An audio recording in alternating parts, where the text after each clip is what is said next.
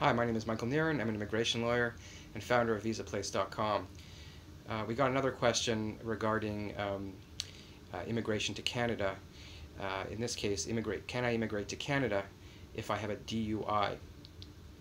This is a similar question we received about can you immigrate to Canada if I have a criminal record. But this question was specifically about a DUI.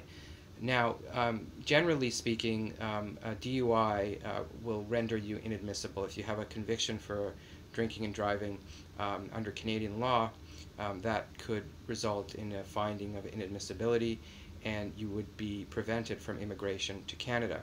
However, depending upon when the offense occurred, it's possible that you could apply for what we call criminal rehabilitation. If it happened 5 years ago, or the last day you served your sentence was 5 years ago or longer, there's a possibility that you could qualify for rehabilitation, which is an application that you make in addition to your immigration application.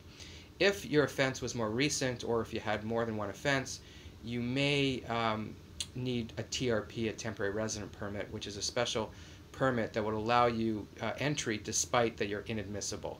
So it really depends on the nature of the offense in terms of how many, how long ago, when's the last day you served your sentence. There's a lot of factors you have to keep in mind to determine whether or not you'd qualify for immigration if you had a DUI.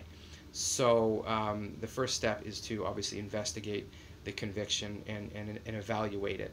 And of course, you have to first also know if you qualify for immigration, because even if your DUI charge is something that can be dealt with, you may not even qualify for immigration unless you have the credentials for that. So that's two things that have to be taken into account.